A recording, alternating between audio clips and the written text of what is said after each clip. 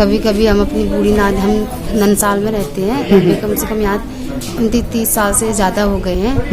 मुझे स्थायी निवास आगे अपने भविष्य के लिए चाहिए था। पटवारी जी बोलते हैं कभी जब हम किसी बड़े लोगों को या जिसकी जान पहचान उनको लेके जाते तो बोलते हैं बना देंगे। जब हम मेरी मम्मी और या हम दोनों जाते तो बोलते हैं नहीं हो पाएगा, कागज वहाँ से लाओ यहाँ से लाओ बोलते हैं। जी अपना नाम बताइए।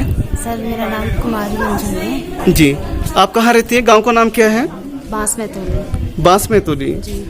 और तहसील कौन सी आपकी? तहसील पिथौरा में। तो बताइए कि क्या समस्या है, बताइए आपकी। सर मेरा स्थायी निवास नहीं बन रहा है। हाँ। जिससे सर मैं पिछले साल से अपना स्थायी निवास बना रही हूँ। पटवारी जी कहीं बोलते कि बनाएंगे कहीं नहीं बनाएंगे, इसी तरह से हम लोग बार बार आते हैं यहाँ तो हमारा काम नहीं हो पाता है। कभी कभी हम अपनी बूढ़ी नानी, हम ननसाल में रहते हैं, हमें कम से कम यहाँ 29-30 साल से ज़्यादा हो गए हैं। मुझे स्थायी निवास आगे अपने भविष्य के लिए चाहिए था। जब आप पटवारी के पास जा रही हैं, पटवारी का क्या जवाब हो रहा है, बताइए।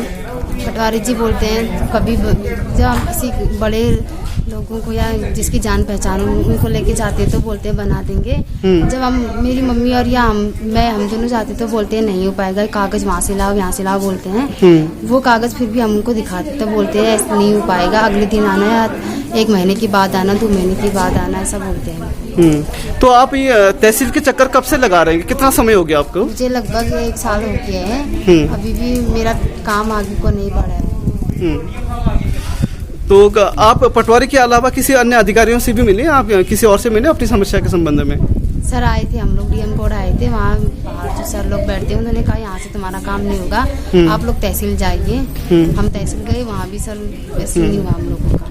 जैसे आप बता रहे हैं कि पिछले आप 1 साल से अपने कागज बनाने के लिए लगी हैं, तो कितना खर्चा हो गया होगा आपका पैसा? सर खर्चा हो ही गया है। बांस से पिथौरा गढ़ाने सर 100 रुपये का टिकट है।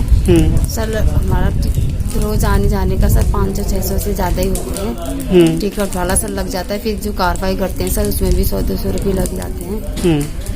तो पापा क्या करते हैं आपके? सर पापा बेरोजगारी है, कृषि करते हैं। कितनी कमाई हो जाती है कृषि से? सर ज़्यादा तो नहीं थी सर, एक दिन की सर 400-500 दिहाड़ी है, उसमें सर घर का खर्चा, यहाँ मार्केट, सर कागज कार्रवाई में सर खर्चा लग गया। तो डेली काम मिल पाता क्या है? सर डेली तो नहीं मिल पाता क्योंकि मेरे पापा के पैर में प्रॉब्लम है। उनको 4-5 दिन में कभी कभार मिल जाए तो मिल जाए, वरना सर पापा भी घर पे ही। तो आप देख सकते हैं कि पिथौरागढ़ का जो प्रशासन है, अधिकारी हैं, किस ढंग से काम कर रहे हैं यहाँ पर।